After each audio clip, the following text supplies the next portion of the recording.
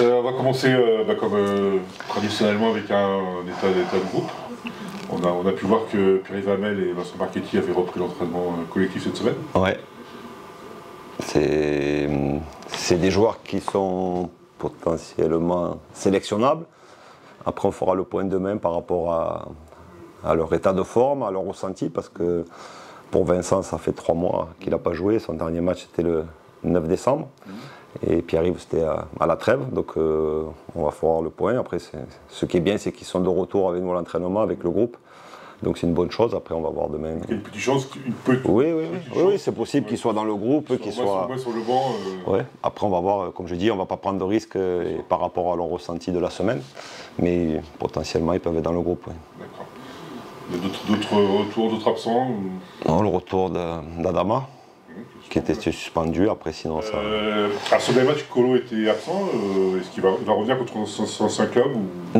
Non, malheureusement, il n'est pas apte. Il est toujours en réathlétisation. Donc, non, il ne pourra pas être apte pour ce match. Je pense qu'il doit être déçu, mais bon, ça fait partie de... Il est blessé. Justement, à son poste, on a vu le retour de Samir Chargui contre Kubik, qui a fait un match qui n'est pas joué pareil depuis plusieurs mois, qui a fait un match assez solide. Ouais, son dernier match, c'était Ajaccio, en septembre. C'est plutôt une bonne nouvelle, plutôt encourageant, parce que c'est quand même un joueur cadre depuis des années sur lequel vous comptez. Donc de le voir revenir en forme, ça peut être intéressant pour la deuxième partie de saison. Oui, de toute façon, Samir, ce qu'on dit, c'est une valeur sûre, c'est un joueur, c'est un compétiteur. Et je suis, que ce soit Samir ou les autres, je suis toujours content de voir des joueurs revenir dans le groupe et s'entraîner, qui ne sont plus à l'infirmerie, parce qu'il y en a, Samir, ça a duré quand même 5 mois. Après, on a parlé de beaucoup, mais Lamine Gueye, Jules Lopez, Paul Lannes, Indy Pembele, Motouré, il y a une liste assez conséquente. Donc quand les joueurs y reviennent, Samir, on est très content, et voilà, comme je dis, Pierre-Yves Hamel aussi. Mais après Samir, on connaît ses qualités, on sait que c'est un compétiteur, et c'est toujours un plus d'avoir des joueurs de ce niveau et dans le groupe, et potentiellement qui peuvent commencer un match. Après, c'est vrai qu'on a pris un peu de temps avec lui parce qu'on avait peur un peu d'une rechute. Donc là, je pense qu'il est prêt il a démontré ce week-end et il va encore monter en puissance. Donc samedi, c'est Saint-Etienne, gros match, stade qui s'annonce assez plein. Ouais. La question de savoir à combien il va être vert, 50%, 60%, 110%. Voilà, c'est match de bille, vous n'avez pas beaucoup illustré, vous n'avez pas... Par rapport à certaines années, vous étiez en haut de l'affiche, vous avez un peu moins joué sur le match, un peu l'affiche phare du samedi. Voilà, c'est un événement particulier, forcément, Saint-Etienne. Le dernier, c'était Saint-Etienne. Donc voilà, ça nous avait porté bonheur. Et je vais pas avoir quelques similitudes, mais c'est vrai que quand on est allé à Saint-Etienne, ils étaient... Je vais revenir là-dessus, ouais, c'est un peu pas le même contexte, mais c'est vrai qu'à l'époque, Saint-Etienne, c'est son belle série, vous étiez un peu moins bien. Pas très bien, vous avez gagné. Là, c'est un peu... On est un peu mieux quand même. C'est un peu mieux que vous étiez quand on est allé là-bas. Mais réussi à entamer une série. Oui, ils étaient sur, quand on était là-bas, je crois, 10 matchs sans défaite, 6 clean sheets, et ils étaient sur une très grosse série. S'ils nous gagnaient, je pense qu'ils passaient dans les 2 premiers ou premiers, je ne me rappelle plus. Derrière, ils ont fait Oui, nous, ça nous a relancé, ça leur a mis un coup de frein. Mais aujourd'hui, voilà, ils sont sur 3 matchs, 3 victoires d'affilée. Il y a eu un changement de coach. Et c'est vrai qu'ils ont fait sur les derniers matchs 2-1, 3-0, 5-0. C'est une équipe en forme. C'est ce que je disais par rapport au match aller. Je trouve que c'est une équipe qui a gagné en intensité, en agressivité. Agressivité dans le bon sens du terme, que ce soit avec ballon ou sans ballon. Il y a beaucoup plus d'intensité. C'est très solide. C'est une équipe aussi, par rapport au résultat, qui est en confiance. Et quand on voit l'effectif qu'ils ont, je pense qu'en début de saison, c'était une équipe qui avait l'ambition de monter.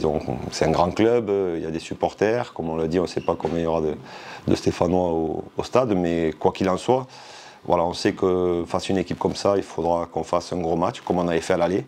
Il va falloir... c'est ce que je disais, il ne faut pas... La seule chose que j'aime pas, et on l'a fait peut-être un peu contre Pau, c'est d'avoir des regrets et de ne pas avoir joué. On connaît notre projet de jeu, on connaît notre système de jeu, c'est ce que j'ai répété toute la semaine. Voilà, il faut jouer le match avec nos qualités, avec ce que l'on sait faire. Voilà, après, il faut être prêt au niveau de l'intensité, au niveau des courses, au niveau de tout ça. Mais avec le ballon, je pense qu'on peut poser des problèmes à beaucoup d'équipes.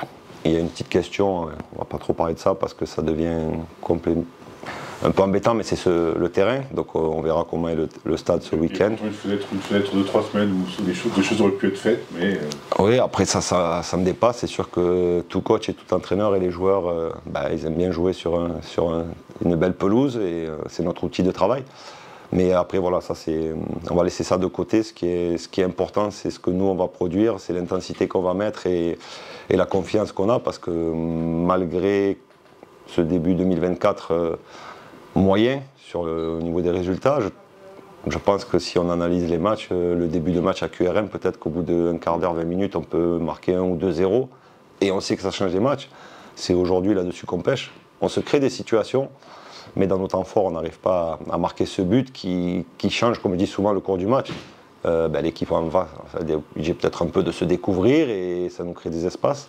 Alors que souvent, bon là ce week-end on n'a pas pris de but, mais souvent on a pris ce premier but, ça nous a obligés un peu à nous ouvrir un peu plus. Donc voilà, il faut qu'on progresse là-dessus, on travaille, on fait de la vidéo, on essaye de trouver des solutions par laver les joueurs, mais les occasions on les a, c'est ce qui me laisse entrevoir de meilleurs moments. C'est pas comme si on ne se crée pas d'occasion. Je pense que la semaine dernière on a 4-5 situations où on peut marquer, eux ils en ont 3.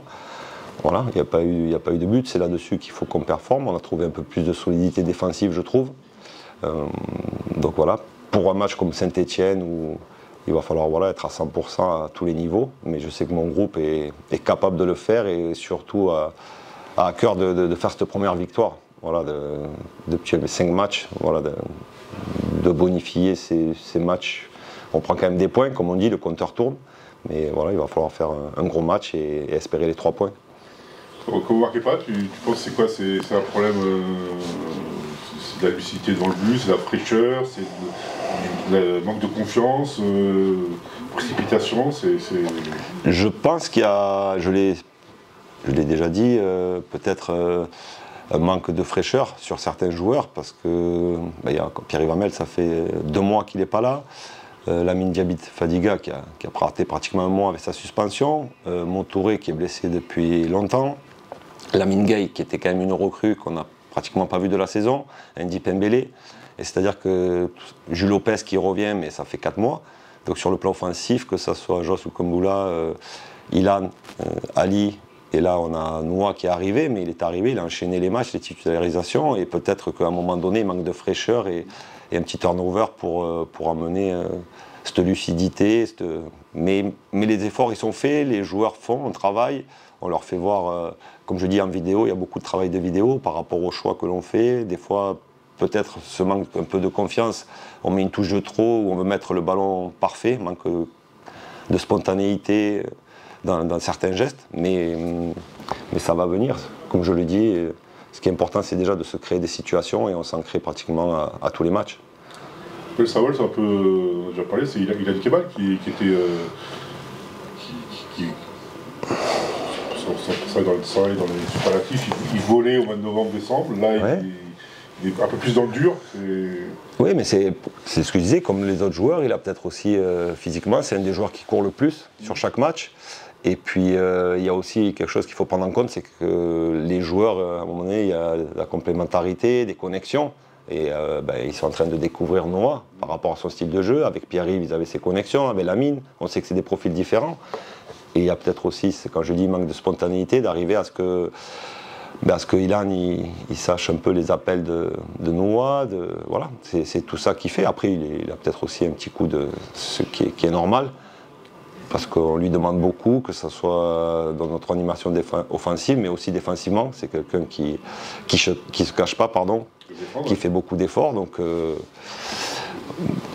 non, je pense qu'un petit coup de moins bien, mais je pense que c'est un compétiteur. Il est très lucide sur ses performances et je pense que c'est des joueurs que dans les grands matchs comme demain ou après-demain, où il va être présent et il aura à cœur de faire voir que c'est un grand joueur, c'est un bon joueur. Voilà, mais qui dépend aussi, c'est là où on voit qu'on dépend du collectif.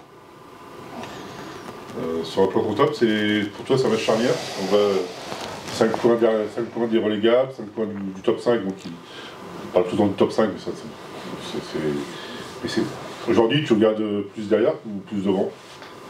Je ne vais pas changer ce que j'ai dit depuis le début de saison, j'ai jamais trop regardé. Si, en début, je regardais le classement parce qu'on était on était très bas et il fallait faire attention. Mais après, même comme on était à 1 point, à 2 points, à 3 points, ce que je disais, c'est ce que l'équipe va être capable de mettre en place, de performer, de progresser sur certains domaines. Donc aujourd'hui, si on arrive à être un peu plus juste dans les derniers mètres et défensivement, pareil, je pense qu'on va arriver à avoir un résultat et performer. Après, bien sûr qu'aujourd'hui, on est entre les deux, mais non, je ne regarde pas trop. Si on gagne demain, excusez-moi, si on gagne samedi, c'est pas pour ça que voilà, le championnat va continuer. C'est un championnat très compliqué.